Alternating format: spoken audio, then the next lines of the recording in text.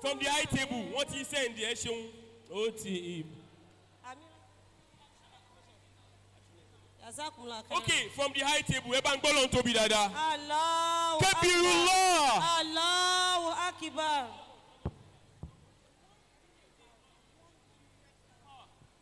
Sisters, I'm now becoming happier. I've just received an information. And you can only one slot. Mo fẹ́ collect as Ọlọ́run. Mo fẹ́ retí Olódùn ẹ̀.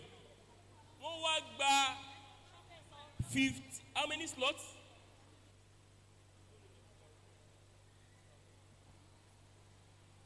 Ẹnìkan wá ní òun fẹ́ kó slot mẹ́wàá, wọ́n fún wa ní 100,000. Kabirullah. Allahu Akbar. Ẹnìkan náà tún wá ní èmi ò lágbára púpọ̀ owó pọ̀ ṣùgbọ́n èmi náà fẹ́ kọ́lẹ́tà sọ́lọ́run.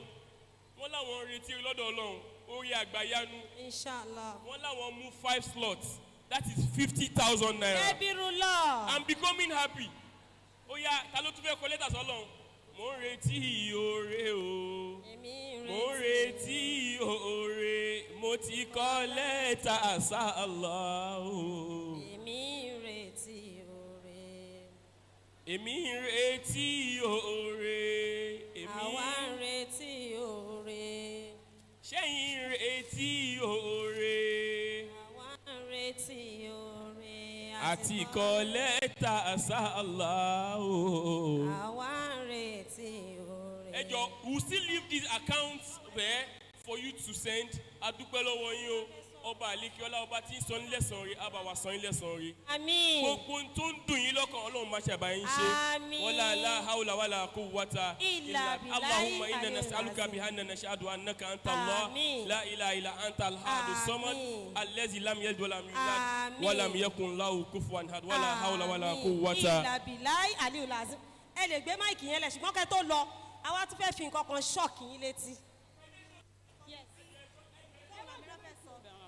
Naam, auzubillahi minash shaitanir rajim. Bismillahir rahmanir rahim. Give thanks to Allah subhanahu wa ta'ala for his mercy and for making today's program a reality. Can we also alhamdulillah rabbil alamin? Actually, I just want to add to the donation that has been going on since.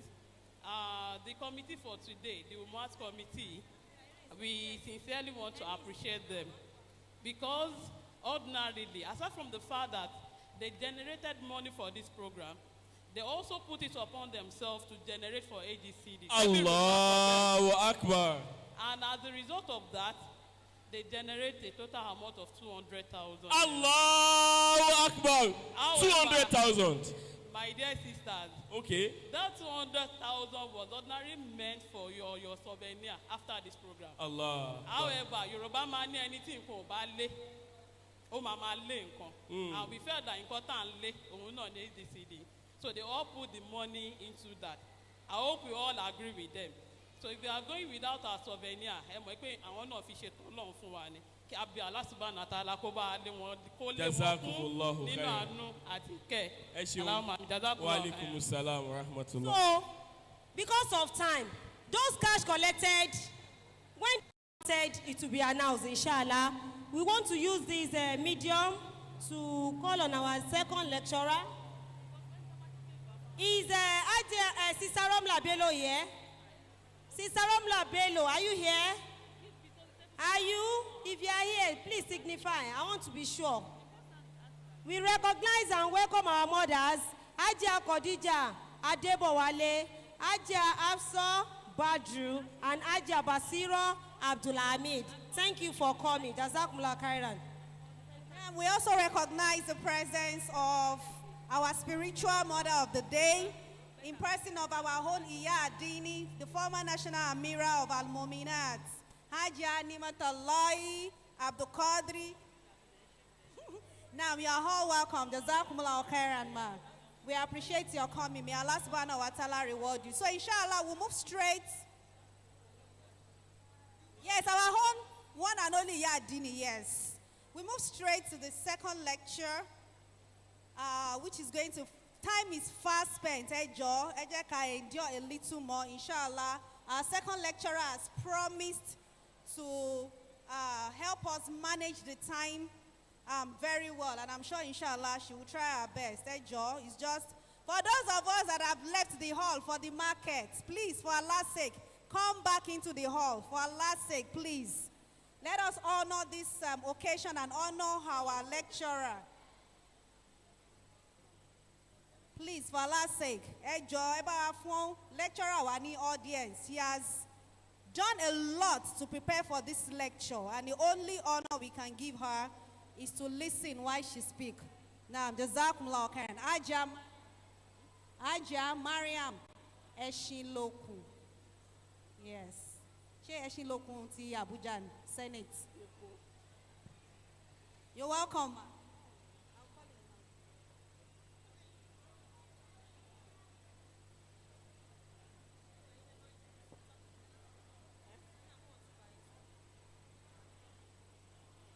Naam, auzu billahi minash shaitanir rajim. Bismillah.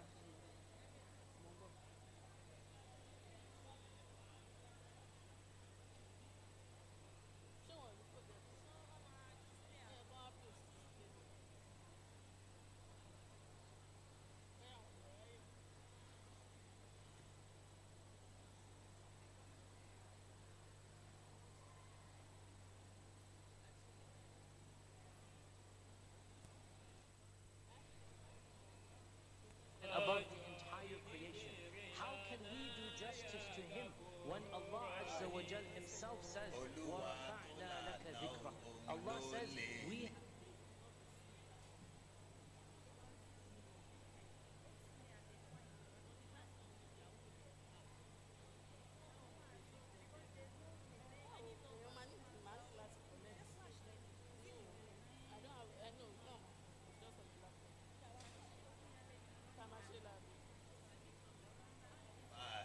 Okay, assalamu alaikum warahmatullahi wabarakatuh. Mothers, assalamu alaikum warahmatullahi wabarakatuh. Alaikum salam wa rahmatullahi wa barakatuh. So, alhamdulillah rabbil alamin, we thank Almighty Allah. Okay. Okay. So, inshallah, in the next 30 minutes, we are going to be talking about self-care. And I know from, we have all, okay. We'll go to the topic. The journey to wellness. Wellness, okun abi, okun fara. So our journey to wellness, we're going to be talking about our journey to wellness. Báwo àwọn nǹkan wo ló yẹ ká máa ṣe? Àwọn ìwà wo ló yẹ ká máa hù kí a lè ní okun lára kó lè já sí wípé ní máa lẹ́ẹ̀kan first lecturer wa ń bá wa sọ nípa devoted Dyanmo, ẹni tó yẹ pé tó bá pè síṣẹ́ níbí ó máa jẹ́, ẹni tó bá pè síṣẹ́ níbí ó máa jẹ́. Apart from the fact that a ní conviction pé mo fẹ́ lọ ṣiṣẹ́ yẹn, ìgbà míì ọkàn máa fẹ́ ṣùgbọ́n ara ò ní fẹ́. So wọ́n ti wá sọ fún wa bọ́kàn ṣe máa fẹ́, ìtawà fẹ́ sọ́nsìn ó ní bára ṣe máa fẹ́. So our journey to ní láti.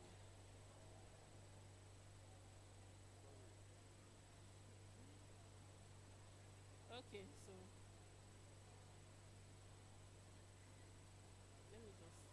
So, I'm about wa sọ̀rọ̀ nípa bá a ṣe lè live healthy lifestyle. Ìgbésí ayé how to live a healthy lifestyle. Then we are going to be talking about components of healthy lifestyle. Tá bá ń sọ pé healthy lifestyle, àwọn nǹkan wo ló kó sínú. Then báwo la ṣe lè bẹ̀rẹ̀ gangan? Wọ́n ti máa ń sọ pé ká jẹun dáadáa, irú oúnjẹ wo ló yẹ ká máa jẹ. Then I'm notice pé tabasi ń dàgbà, especially for those of us who are over 30. Àwọn àìsàn kan wọ́n máa wà tó yẹ pé wọ́n máa fẹ́ máa yọjú bí high blood pressure, diabetes. Àwọn nǹkan wo la lè ṣe tá fi lè kọ́ ọ̀bẹ àbí tá fi lè kọ́ ọ̀bẹ. Is that we want to prevent it, and the best thing ó ní pé ká tiẹ̀ prevent ẹ̀ kó má ṣẹlẹ̀ rárá débi pa máa wá ògùn sí fún tá máa lò lẹ́yìn ìgbà tó bá ṣẹlẹ̀. Yìí tó máa fi yanjú slide ẹ̀ ká kọ́kọ́ bẹ̀rẹ̀ pẹ̀lú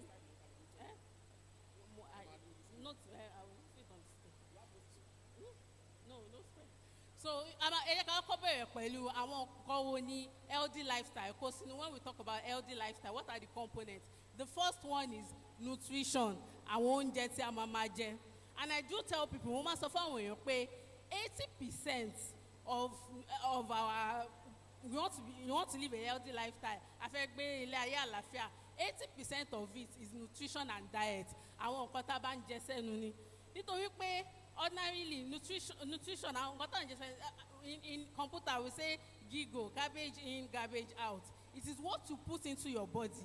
Nǹkan tẹ́ bá ń jẹ sẹ́nu òun ni àwọn nǹkan yẹn ló máa send messages sáwọn cells ara wa tó máa fi sọ pé okay nǹkan báyìí ni ẹ mọ̀ pé nǹkan tẹ́ bá fi sí ẹnu tẹ́ bá fi sára òun náà ni ara yín máa gbé jáde fún yín, and that is why everything we are going to be talking about is going to be 80% of nutrition and 20% of every other thing.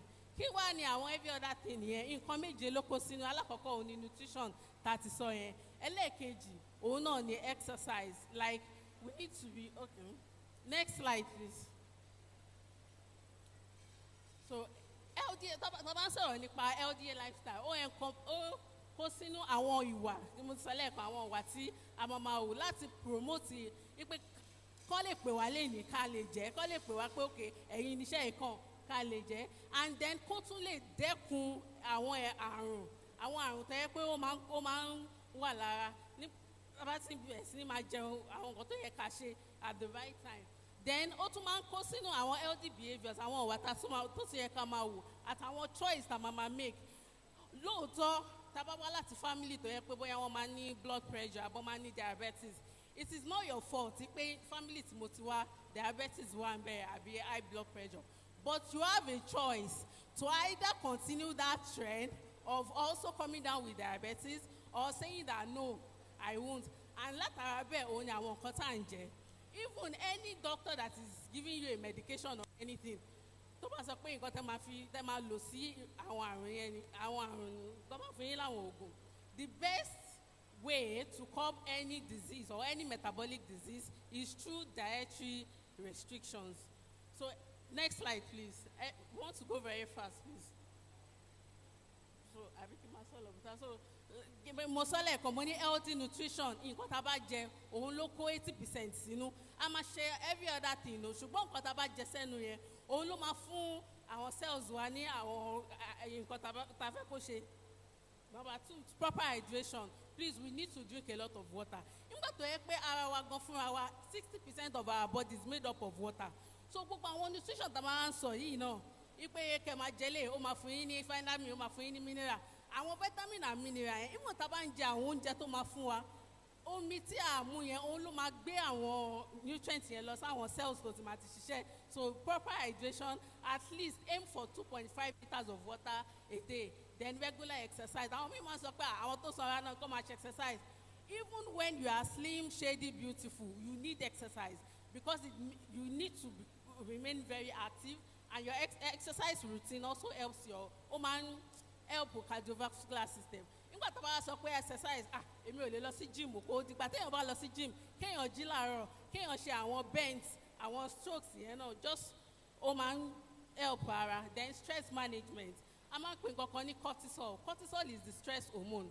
Most of wa nǹkan tó ṣẹlẹ̀ ní pé ṣe a ní chronic stress. The fact that pé gbogbo ìgbà ara wa máa ń ordinarily ó yẹ ká ara wa máa wá sí rest ká máa rest ṣùgbọ́n ara wa ti wà in a state of rest and cortisol hormone is so high, and when cortisol hormone is high ìgbà ilé máa rí pé ifá àwa gan máa ń mọ̀ ìgbà mi a máa sọ pé month yìí mo ti ṣiṣẹ́ jù mo ti stress ara mi jù torí ẹni period mi ò ṣe wá àbí torí ẹni period mi ṣe tètè wá.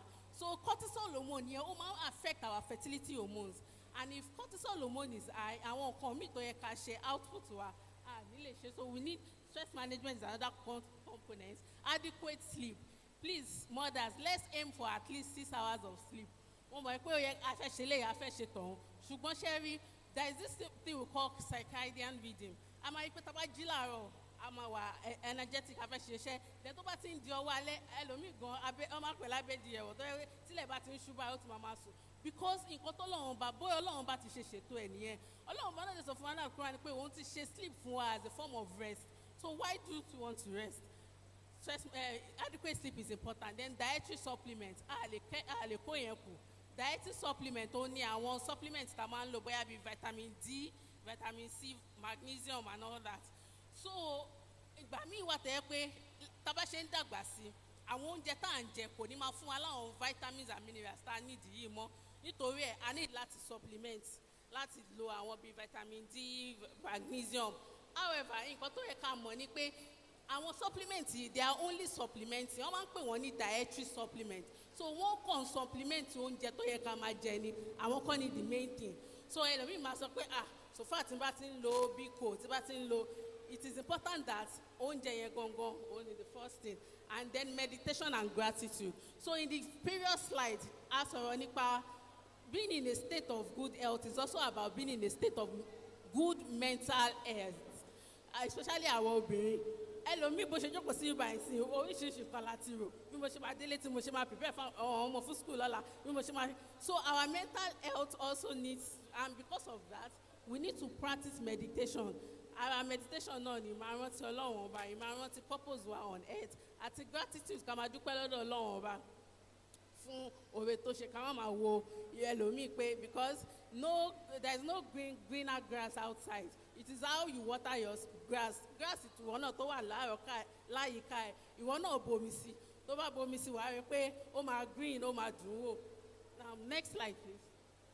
So does anybody want to? Okay, so start your journey to wellness by nutrition. Gẹ́gẹ́ bí mo yẹ sọ take care of that 80% which is nutrition. In fact àwọn èèyàn tó mọ̀ mi àtẹ̀mí gan fúnra mi I have gone through this stage tó yẹ pé oúnjẹ lásán pẹ̀lú àwọn àrùn especially delayed fertility àbí ẹni tó ń wá ọmọ àbí ẹni tó jẹ́ high blood pressure gan pẹ̀lú oúnjẹ lásán a fi lè dẹ́kun ẹ̀ nítorí náà ó wà important pé ká jẹ a healthy balanced varied and colourful diet. Kí ni mo mean by that? Gbogbo alámọ̀ nípa healthy balanced diet àti primary school gan náà ti ń kọ́ wa wípé 6 classes of food that gives balanced diet. Ká máa make sure pé àwọn oúnjẹ tán now people will say that títí ọmọ bá ní ká máa jẹun bí àwọn òyìnbó àwọn oúnjẹ òyìnbó no àwọn oúnjẹ tá à ń jẹ yìí náà àwọn ẹ̀bà àmàlà ewédú ẹ̀fọ́ rírò tá à ń jẹ yìí náà àwọn náà ní healthy balance tá à ń sọ sọ̀rọ̀ nípa cauliflower broccoli and all that o àwọn oúnjẹ wa yìí náà àwọn náà ní healthy meal so the healthy balance meal a máa sáré explain pẹ̀lú 6 classes of food àwọn classes of food tó wà gbogbo àná la mọ̀ àmọ́ carbohydrates normally tá bá jẹ àwọn carbohydrate àwọn oúnjẹ bíi rice bíi iṣu wọ́n máa ń fún wa ní energy ṣùgbọ́n nǹkan tó máa ń ṣẹlẹ̀ nínú ìyẹn ni pé ẹlòmíì ó wá lè jẹ́ pé bóyá rice yẹn ló máa wá dá jẹ the issue with carbohydrates is that we have something we call the good carbs and the bad carbs téèyàn bá fẹ́ jẹ iṣu for example àbí téèyàn bá fẹ́ jẹ rice kéèyàn jẹ pẹ̀lú àwọn other things tó máa fún yàn ní nutrients like vegetables so kéèyàn má kàn máa jẹ ẹlòmíì nínú wa maybe it's just ó ti mọ́ wa lára pé tá bá jẹ rice láàárọ̀ à jẹ bread lọ́sàn-án tó bá tún dalẹ́ tá bá tún wò rárá kí la tún fẹ́ jẹ à tún lọ kẹ̀bà mọ́lẹ̀ so eating our class of food yìí I need láti balance wọn ètò ìlà sọ pé healthy balance kò lè máa jẹ one class of food if you eat only one class of food ara wa máa àwọn other class of food tó yẹ kó fún wa lókun kò ní fún wa ní get nǹkan tó yẹ ká get from it so a sọ̀rọ̀ nípa carbohydrates protein náà ó wà very important now every part of our body òun ló contain protein irun wa skin wa ó ní protein in form of amino acids so tá a bá ń jẹun náà it is important that we add proteins to our meals. Next slide. So àwọn kan yìí a máa divide wọn sí méjì a máa pè kan ní macronutrients yìí o na carbohydrates proteins and fat and oil so a ti sọ̀rọ̀ nípa protein àbí agbègbè alamọ protein ẹja ẹran ká má sọ pé ẹja kọ́ ló ń jẹ ẹyin kọ́ ló ń jẹ tó bá ṣàtìjẹ rice tó ti yó let us try as much as possible to balance it and one thing about èèyàn kan sì ó sọ fún mi pé okay ọmọ mi kò kí ń jẹun tí bá ti gbóúnjẹ lọ fún ní school báyìí gbogbo ẹ̀ náà ló máa gbé wá tí bá gbé rice fún tí mo bá fẹ́ yín sí màá tún fún ní fruit ó máa jẹ yín yẹn ó máa jẹ fruit yẹn ó máa jẹ tí bá tún fún ní bóyá bíi ó máa jẹ ṣùgbọ́n rice yẹn ni ò ní jẹ bó ní ṣó compulsory kò jẹ rice yẹn tán ni sometimes we eat more than our body needs so àwọn nǹkan tó ṣe ara láǹfààní nínú àwọn oúnjẹ ẹ̀gbọ́n ó ti jẹ so the fact that pé ẹ lọ́mọ yóò kì í jẹun ẹ máa fún ní fruit oúnjẹ fruit ó dá ẹ máa fún ní àwọn vegetables oúnjẹ yẹn náà kí ló tún wá kù tó fẹ́ máa jẹ. So fat and oil àwọn fat and oil àbí kéèyàn máa fi epo kéèyàn máa fi dáná àbí kéèyàn máa fi jẹun. Then one mistake táwọn àgbàlagbà míì ni wọ́n máa ń ṣe ni pé wọ́n máa ní mi ò fẹ́ jẹ epo rárá wọ́n ti sọ pé epo máa fún mi ní cholesterol. But do you know that tá bá ń sọ̀rọ̀ nípa vitamins and minerals tá bá ń jẹ ẹ̀fọ́ for example tá bá sè ẹ̀fọ́ there are some vitamins we call fat soluble vitamin A, D, E and K. Tí ẹ bá fi epo sè ẹ̀fọ́ yẹn àwọn vitamin yẹn ò ní lè wà absorb sára.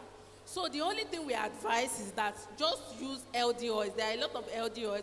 Palm oil is an LD oil. We have coconut oil. So ẹ lo àwọn epo oil tó yẹ pé wọ́n wà LD instead of going no oil at all. Because we have seen people say oilless vegetable, oilless this, oilless that. But oil is also important because it is from that oil that your body produces hormone. Àwọn hormone obìnrin ó máa wà produced from that oil. Ìwọ wá sọ pé o jẹ oil, so you see that there is a discorrelation. Then àwọn micronutrients, àwọn vitamins, fruit and vegetables. So ká má wà picky, ká má sọ pé èmi ò ń jẹ àwọn salad yẹn ẹran la mo ti ń jẹwé èwo ni salad. But it is very, in fact èmi náà wà bẹ́ẹ̀. I used to be that until I went outside of Nigeria and mo rí pé salad yẹn in fact is an important part of their meal. And àti ìgbà yẹn náà èèyàn tí wọ́n á wò pé àwọn kìíní ìṣara láǹfààní jẹ́ pé èèyàn náà bẹ̀rẹ̀ sí ní ṣe wọ́n. Then àwọn minerals we have calcium, iron, zinc. Now calcium òun ṣẹ́rí àwọn obìnrin ara nǹkan tó máa ń fà tẹ́ pé at the end of our over 40 a máa come down with osteoporosis, arthritis. Calcium wa sometimes is very kì í get enough calcium àbí enough of these ions. Tá a bá lóyún sínú placenta yẹn ó máa lọ sínú àwọn egungun àwọn joint wa báyìí ibẹ̀ làwọn calcium wa máa ń wà àwọn calcium deposits ó máa lọ síbẹ̀ calcium tó need fún ọmọ tó ń grow ó máa lọ mú tiẹ̀ pé ìwọ ló mọ̀ ìyá tó bá jẹ calcium tó bá jẹ calcium ìwọ ló mọ̀ tó bá di end of maybe téèyàn bá ti parí ọmọ bíbí èèyàn máa come with all those symptoms which they are better avoided. So next slide please. So what is unhealthy eating? Tá bá sọ̀rọ̀ nípa healthy eating àti sọ̀rọ̀ unhealthy eating náà it's just when you are not eating enough food that gives you nutrients. Nǹkan tá a fẹ́ gbà nínú oúnjẹ tá à ń jẹ gangan òní nutrients tó ń jẹ ẹ máa give. Next slide. So now why is healthy eating important to you? Do you who knows that eating healthy is a commandment from Allah? Like tá bá sọ pé a fẹ́ bẹ̀rẹ̀ sí ni máa jẹun dáadáa sí ìsèkò Allah says in Surah Al-Baqarah a'udhu billahi minash shaitani rajim ya ayyuhal ladhina amanu kulu min tayyibati mimma razaqnakum. Eat from the good things we have created for you. Allah did not say just eat. And when we say the tayyiba means it could be pure too, right? Now it's in two ways. It could be that I won't get àti mọ̀ pé eléyìí haram ni àti mọ̀ pé eléyìí halal ni ká make sure pé èyí tó jẹ́ halal òun là ń jẹ. And èkejì ni pé ká jẹ oúnjẹ from its purest form. Okay, ṣé gbogbo ala mọ̀ pé even in the time of the Prophet sallallahu alaihi wasallam gbogbo àwọn Shoprite bread bọ̀kú bread tá máa ń jẹ yìí kò sí láyé Ànábì sallallahu alaihi wasallam mọ̀ pé wọ́n tó ní Shoprite kò sí láyé Ànábì. But what I mean is that àwọn processed flour tó máa fi ṣe àwọn bread yẹn during the time of the Prophet sallallahu alaihi wasallam wọ́n máa mú àwọn grains tó fẹ́ fi ṣe bread yẹn wọ́n máa lọ bó ṣe máa fi ṣe bread yẹn. Ṣùgbọ́n láyé ìsìn gbogbo àwọn grains yẹn lẹ́yìn tó bá mu gbogbo àwọn nǹkan tó ń ṣe àǹfààní lára ẹ̀ wọ́n ti yọ dànù. Nǹkan tó máa kù fún wa òun náà ni flour tó wà ń bẹ̀ tá a máa fi ṣe bread. So it is important that we eat food in their purest form. Eléyìí náà ó tún àwọn ká lọ àbí ká mọ àwọn tó ń pa ẹran ní halal way ká ra ẹran ó better than no I just want to buy canned beef. I want to buy gbogbo àwọn nǹkan tá a máa ń wò pé àwọn oúnjẹ òyìnbó tá a máa ń jẹ yẹn gan ó better kéèyàn jẹ local food. Now oúnjẹ tó yẹ pé ó ti kúrò ní farm ó ti wọnú factory ó wá jáde nǹkan tó ń jáde ń bẹ̀ kò ní 10% of oúnjẹ nínú. Kí ni mo mean? Potato ń sìn tá a bá ra potato lọ́jà a ti mọ̀ pé potato lára a ti mọ̀ pé tá a bá ṣe potato máa fún wa ní vitamin B6 a dẹ̀ máa jẹ sára. ṣùgbọ́n tí potato yẹn tó bá fi lè wọnú factory wọ́n á fi additives sí, wọ́n á fi sugar, wọ́n á fi fat, wọ́n á fi unhealthy things sí, téèyàn bá jẹ ó máa cause inflammation sára. So it is important to eat food in its purest form. Next slide. So now why is healthy eating important? I must say healthy eating. Why is it very important? Oh, why important? Because obey a lot of modern. Ọmọdé mi, we see malnutrition in children. It's not pé ọmọ yẹn ò jẹun o, but àwọn nutrient àwọn nǹkan tó yẹ kó ṣe ọmọ yẹn láǹfààní. Nígbà míì kò ní sí nínú oúnjẹ yẹn. Then as adults náà tá bá ń jẹ àwọn oúnjẹ tó yẹ pé ó máa fún wa àwọn the old foods tó máa fún wa lókun àtàgbà ó máa prevent disease. And even téèyàn bá padà wá come down with that disease, we have seen nutritional intervention to high blood pressure, to diabetes, to every other disease téèyàn lè sọ including cancer. So now healthy food náà ó tún máa ń fight inflammation. So ó ní ìkọ̀kọ̀ tá a máa ń pè ní inflammation, gbogbo orí ń ro mí ẹ̀yìn dùn mí yẹn inflammation la máa ń pè. Now Ọlọ́run ọba ti dá ara wa pé kó utilize vitamins. Ó rí pé èèyàn jẹun okay oúnjẹ tẹ́ni yìí jẹ ó máa break it down, vitamin lélẹ̀ á gbà, minerals lélẹ̀ á lò, protein lélẹ̀ á mọ bó ṣe máa ṣe. Ṣùgbọ́n tá a bá wá ń jẹ àwọn oúnjẹ kan tó yẹ pé ó kàn máa fún wa lágbára ni, kò ní fún wa ní nutrients, we call them zero nutrient high calorie foods. Irú sìn tẹ́bi bá ń pààyàn sí téèyàn jẹ gálà téèyàn tún mu kóòkì sí, èèyàn máa dìde náà, èèyàn máa lágbára. Ṣùgbọ́n nǹkan tó wà Ọlọ́run ti dára pé vitamin ló fẹ́, mineral ló fẹ́. You are not giving your body that ẹ wá pé kóòkì àti kìíní lè yàn mu. Ara wa máa wà confused, kò mọ nǹkan tó máa ṣe pẹ̀lú kóòkì àti fanta tẹ́ ń fún yẹn o. Ó máa wá lọ activate kankan tá à ń pè ní interleukins. Those interleukins will now start to fight your body cells. At the end of the day, you now come down with inflammation. Now, ẹ jẹ́ kí n explain inflammation fún yín. Bí kí n fọwọ́ mi gbá ibi báyìí sí, ó máa dùn mí gan àbí? Ìgbà míì ó máa ro mí, ìgbà míì ó lè jẹ́ pé ẹ̀jẹ̀ gan máa jáde ń bẹ̀. Now, imagine something like that happening in your body every time. Kì í ṣe pé máa rí níta o, bọ̀ ó ń ṣẹlẹ̀. Irú ipò wo lẹ́rù pa ara yẹn lè jẹ́. So it is important that gbogbo àwọn nǹkan tá a bá fẹ́ jẹ, let us make a mental evaluation of pé okay oúnjẹ tí mo fẹ́ jẹ iṣu wà ń bẹ̀ ó máa fún mi ní carbohydrate, ẹyin mo ti fẹ́ yín sí ìyẹn fún mi protein, mo ti fọ òróró tó wà ẹ̀ dídín ó máa fún mi ní fat and oil. Okay nínú ẹyin tí mo ṣe yẹn mo ti rẹ́ àwọn ata àtàlùbọ́sà sí, àwọn vitamins kọ̀ọ̀kan máa jáde ń bẹ̀. Mo tún wá mú pẹ̀lú milk àbí yogurt ó máa tún fún mi. So gbogbo ìgbà tí a bá ti fẹ́ jẹun ká ṣáà máa mọ̀ pé nǹkan tí oúnjẹ yẹn fẹ́ fún wa at that time ó wà very important. Next slide please. Next slide. So whole foods are better than processed food. So tá a bá ń sọ̀rọ̀ nípa healthy food òun ni mo ṣe gbélé síbẹ̀ pé gbogbo àná ṣàárẹ̀ a rí fried rice a rí jollof rice ní pé bóyá cabbage, cauliflower ní ká máa jẹ. It is this same food tá à ń jẹ. However, bàbá wa wò á rí pé pẹ̀lú pé ẹnìyẹn rice wà nínú abọ́ yẹn, salad náà wà bẹ́ẹ̀ tá a bá fẹ́ lo salad kò compulsory, ẹ̀fọ́ náà ó máa fún wa ní vegetables àwọn vitamins tó wà bẹ́ẹ̀, chicken wà bẹ́ẹ̀, a lè má jẹ gbogbo ẹ̀tọ́ bó ṣe wà báyìí o, ó lè jẹ pé ẹyọkan la máa jẹ, but even tó bá yẹ pé ẹyọkan náà la jẹ, a jẹ chicken àbá jẹ chicken. Next slide please. So to prevent metabolic illness a máa wò pé okay ó ti sọ̀rọ̀ nípa nutrition yìí, báwo la ṣe lè jẹun. A ti rí àwọn èèyàn tó yẹ pé they are diabetic, they have high blood pressure. No, you don't need to use medications for life. There are dietary supplements, there are dietary the way that ṣe máa jẹun tó yẹ pé ó máa curb àwọn àìsàn.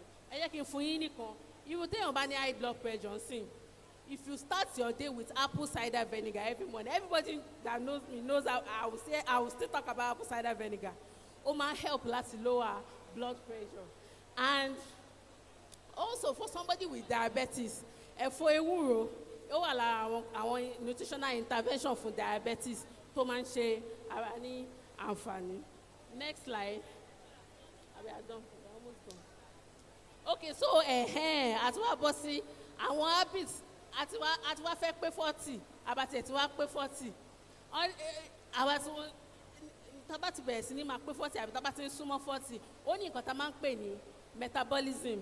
So our metabolism actually slows down. Kò dàbí ọmọdé sìn tó bá jẹ sweet tó máa fi sáré síbi tó máa fi sáré sàn ó ti jo sweet ọ̀hún tán. Ṣùgbọ́n àgbàlagbà tó bá fi lè dán the same sweet ọmọdé yẹn jẹ ó máa dúró sáré rẹ̀ ni. Àwọn nǹkan yẹn náà ló dẹ̀ máa ń fa àwọn àìsàn tá à ń sọ yìí. So now instead of even tá a bá ti dé 40 gan instead ká dúró dé 40 let us start those healthy habits, healthy eating from now. Next slide. Now the mistake you should avoid as soon as you reach your 40s. Unhealthy eating, so highly processed food. Eat food in their purest form. Tá bá ń jẹ potato ká mọ̀ pé potato là ń jẹ. Àti pariwo ṣé tó ló ń jẹ yẹn ni ẹ jọ̀ọ́ ẹ jẹ́ ká túbọ̀ fọkàn bá láti fẹ́ round up. Tá bá ń jẹ potato ká mọ̀ pé potato là ń jẹ. Tá bá ń jẹ rice ká mọ̀ pé so eat healthy food. Then àwọn mineral, àwọn drink tá máa mu, àwọn soft drink, please they don't contain anything good for you except sugar and they're going to increase your insulin levels. So báwo la ṣe máa jẹ àwọn oúnjẹ dání nítorí ẹlòmíì nígbà mi tó bá ti jáde láàárọ̀ ó tún di lálẹ́ kó tó wọlé. So the best thing ni pé ká máa plan àwọn oúnjẹ ká ti mọ̀ pé òkè nǹkan báyìí ni mo fẹ́ jẹ. Then you can go to the office and pack your snacks, pack nuts, pack fruits. So tá bá ti ń wà intentional about packing our fruits ó máa ń jẹ́ kí ó máa ease fún wa.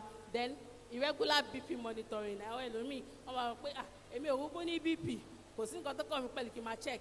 Once you are 40, check your BP. If you don't have BP issues at all, check your BP every month. For someone who has BP issue, check every week or every other week.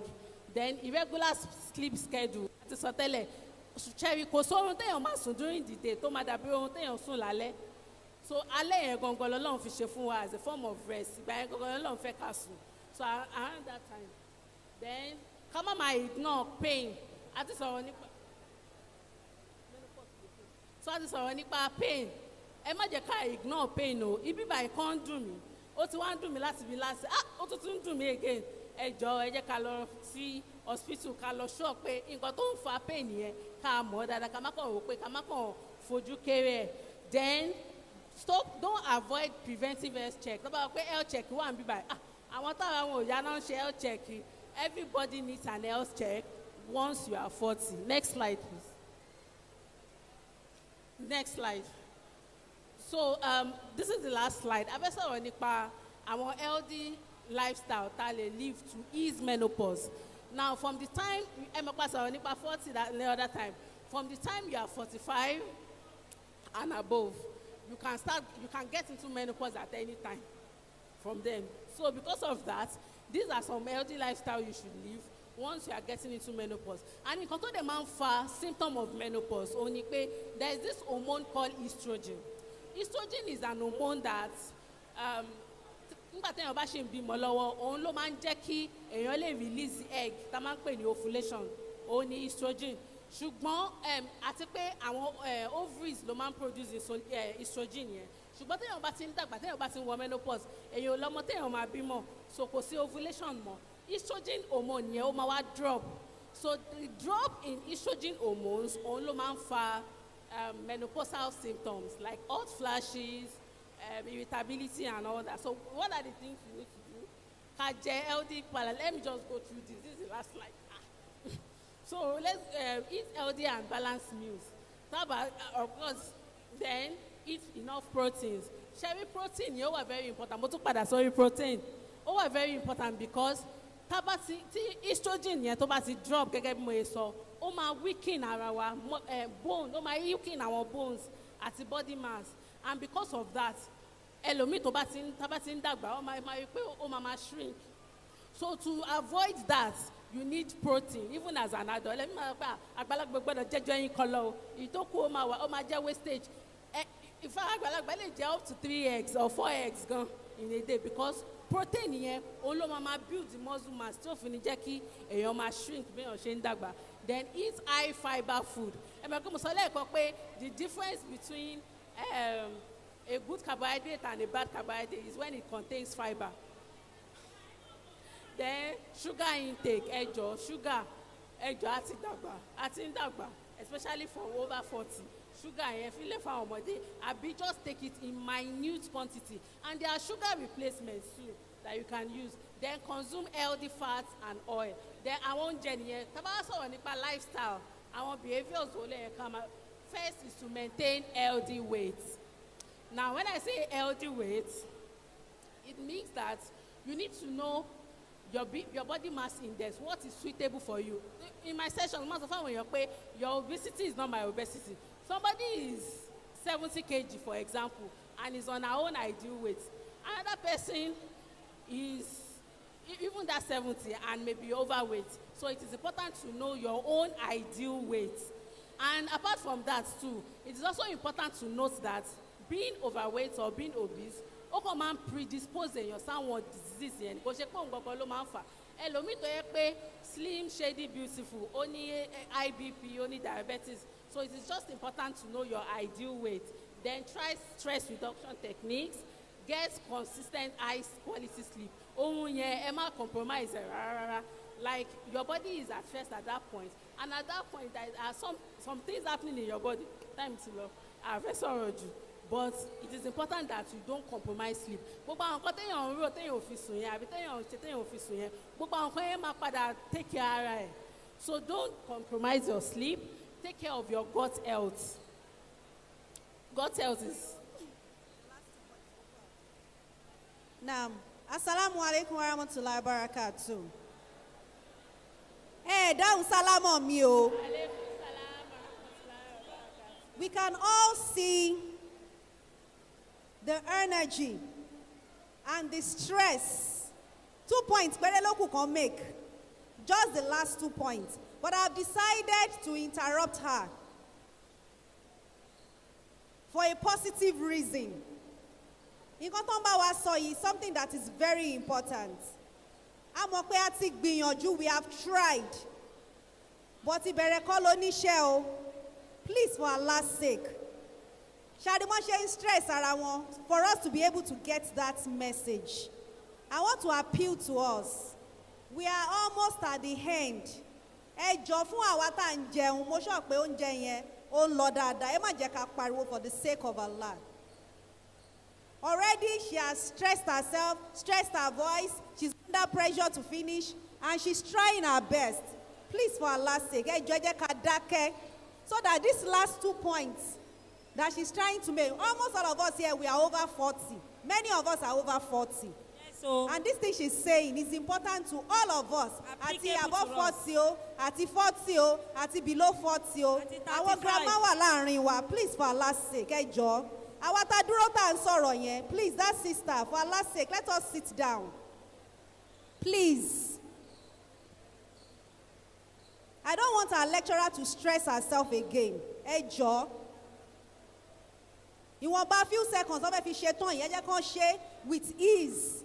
Please, for Allah's sake. Àwọn tá dẹ̀ ń gbé oúnjẹ yẹn náà, please, ẹ jọ̀ọ́ ẹ jẹ́ ká ṣe in a way that it wouldn't cause any distraction. Ẹ ṣé. So next thing there is to take care of your gut health. In fact, Hippocrates says that healing starts from the gut. So when you are even on a healthy diet or you want to start a healthy way of eating, the first place táwọn oúnjẹ yẹn tó máa kọ́kọ́ take care òun ni gut. When we say gut, we mean your digestive system, starting from your stomach, the small intestine, and then the large intestine. So your gut health. And gut health, you know, are very important. Just like I said that, when you want to start a healthy eating routine, it starts from the gut. Ẹ máa rí pé ordinarily àwọn oúnjẹ téèyàn máa jẹ, èèyàn máa rí pé kò jẹ́ kí èèyàn feel heavy, ó jẹ́ kí èèyàn feel light. Apart from that, if you know me, like I will still go back to saying apple cider vinegar. Like taking apple cider vinegar first thing in the morning. Tó bá ti ẹ̀jọ́ mi lásán lèèyàn mu, just be sure that you are going to the toilet, you are having you are pooing easily. Now, if you use apple cider vinegar, your stomach, your GIT, ó máa ń like àwọn fermented food. So it's not just apple cider vinegar. We also talk about yogurt. So as women who are menopausal, instead of drinking just milk, it is okay to drink yogurt because yogurt has gone through a form of fermentation. Then apart from that, no, Our fermented food, apart from the fact that it might help also might help to maintain the vaginal pH. We all know that the vaginal pH we have low pH in the vagina, like from 6 to 4 point something. So because of that, all these fermented foods also help. And lastly, please, I'm going to repeat it again, engage in regular exercise. Now, when I say exercise also, I don't mean go and do a gym registration. Of course, you can do gym registration. I think Slim Fit You is here. But walking is a form of exercise. In fact, just walk for 30 minutes daily. Like, I know that you can drive around, but that place, that short distance that you want to drive, just walk. Like, make it an habit of walking 30 minutes daily. You find out that you are more energized, and then your body remains active. So, lifestyle and diet, lifestyle habit and diet, 30 calories. It's not oju by yourself, but the fact that we are in a rush. But I know 1 or 2 persons have taken something out of this. And please also remember that you cannot exercise a bad diet. Fact that there is this funny thing of somebody eating pizza so it is important that the first thing you need to take care of is your nutrition. What goes into you? Àwọn èèyàn ló máa nǹkan tẹ́ bá jẹ sínú òun ló máa bring output. Bóyá èèyàn tó fẹ́ jẹ́ devoted dynamo tẹ́ bá oúnjẹ tẹ́ máa jẹ ẹ̀rọ make sure pé àwọn healthy balanced food ni so that ó máa lè bring output téèyàn fi lè tọ́ bá pé Ummahaat yá lè ní fundraising yá lọ́la á lọ. Ṣùgbọ́n tẹ́ bá ń jẹ pé wo mi lè wá kó àwọn oúnjẹ yẹn ó wà stressful èèyàn wá ń jẹ just anything you see output yẹn náà a máa rí o kọ́lọ̀ ń ṣe ní rọrùn fún wa kúlùkọ́lá azasta fún ọ salamu alaykum.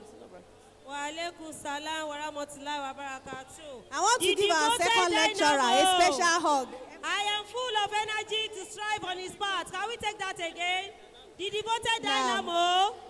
Alhamdulillah. I am full of energy to strive on his path. Àwọn èèyàn ti jẹun. Wọ́n wá gbéra mọ́ ẹ̀gbẹ́ bọ́dọ̀ yẹ gbóhùn yìí náà.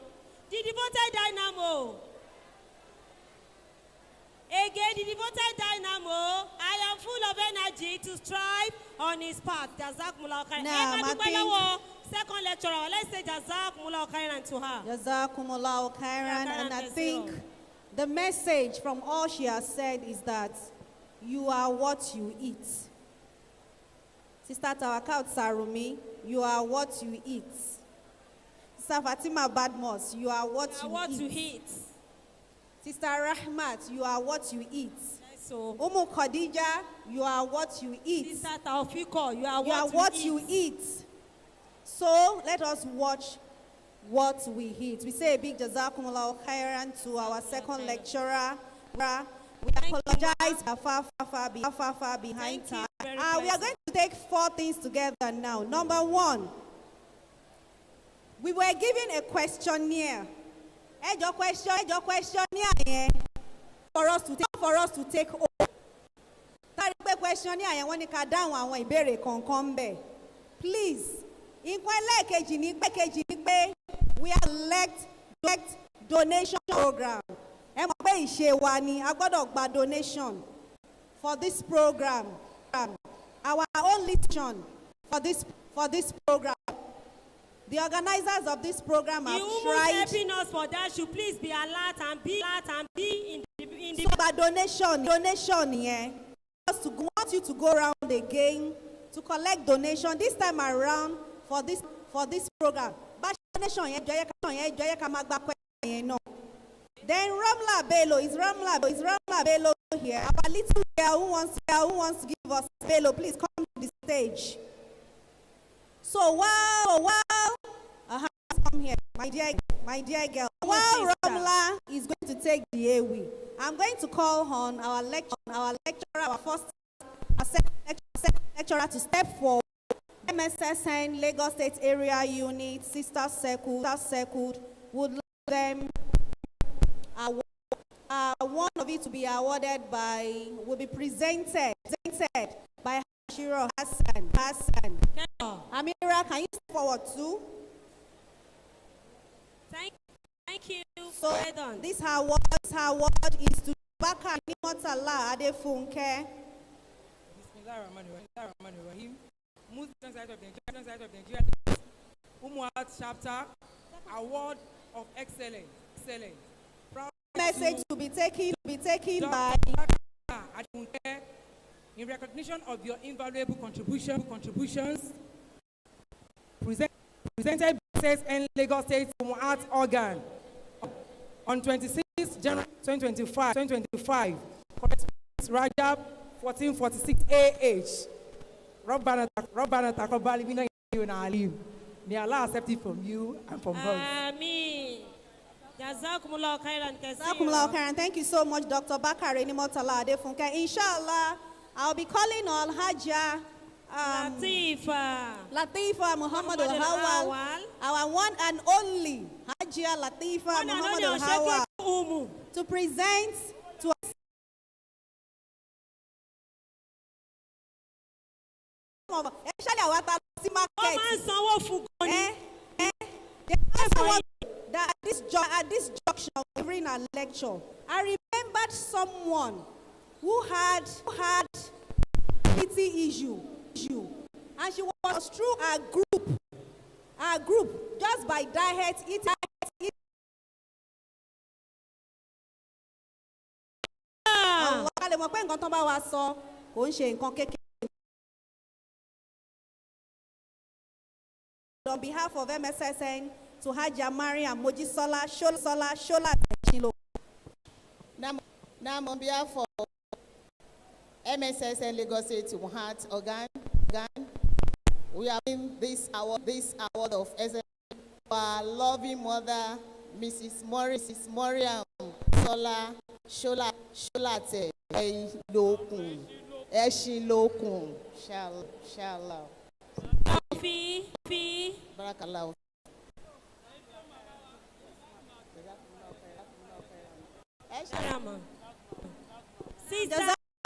Before we take it, Sister Bello, inshallah, our daughter, she has been waiting for to give us a nice presentation. Oya Romla. Obìnrin láwa, obìnrin láwa, à ń tọ́jú ọmọ wa. Obìnrin láwa, ẹ̀yin kan obìnrin láwa, obìnrin láwa.